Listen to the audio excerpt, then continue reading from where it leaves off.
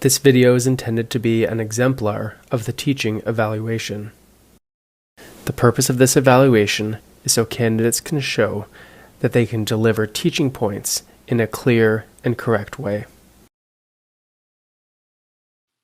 This means not only talking about technique, but demonstrating clearly how to do it. There are 4 teaching points in this evaluation, 2 related to volleys, 1 related to serving, and 1 related to ground strokes.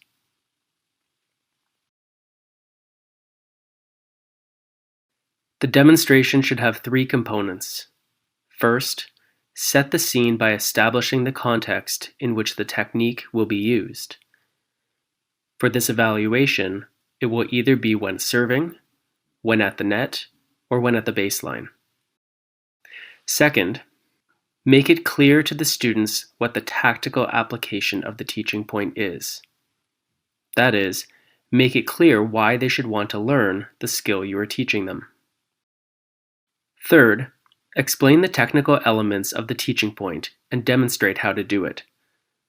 This must include hitting multiple balls as part of the explanation. When you're at the baseline playing ground strokes, it's really important that you can control the height of the ball.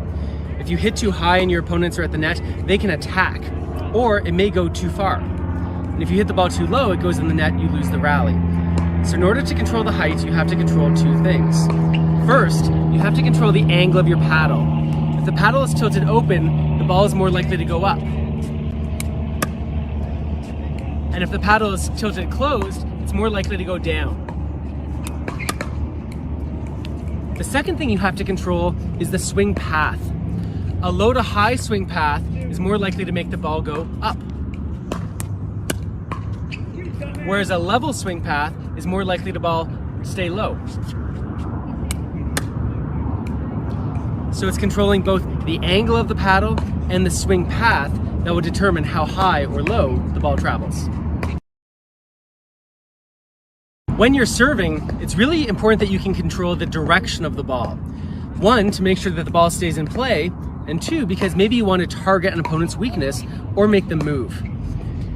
The direction of your serve is controlled by the angle of the paddle at the moment of contact. Wherever the paddle is facing is where the ball will go.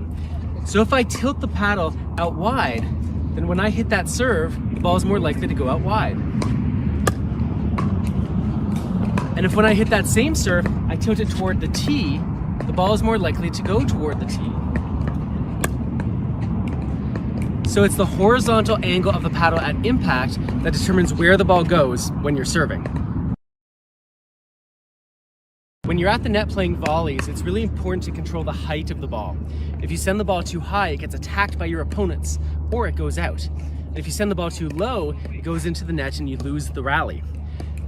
So in order to control the height, you have to control 2 things. First, you have to control the angle of your paddle. The more open it is, the more likely the ball is to go up. And if you close the paddle face, it's more likely to go down. So if you want to send a nice low volley, you have to have a perpendicular paddle face where you can hit straight ahead and keep the ball low. Again, you have to control that angle of the paddle on both the forehand and backhand to control the height of the ball.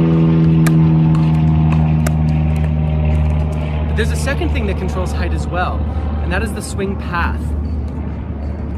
If when you hit, the paddle is going from low to high, the ball will go up. And if when you hit, it goes from high to low, the ball will go down. So it's important on these volleys that you can maintain a level swing path. And that's how you control the height of the volleys. When you're at the net playing volleys, it's really important that you make contact out front between your body and the net. This is a strong hitting position. It makes it easier to control the ball.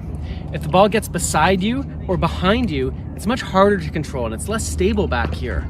So it's really important that your impact point be out front as you hit the volley on the forehand and backhand sides. That's the impact point you want on a volley. That is what the demonstration evaluation should look like. Remember to set the context, explain the tactical significance of the skill, and show the technical elements involved. Don't forget to hit balls as part of your explanation.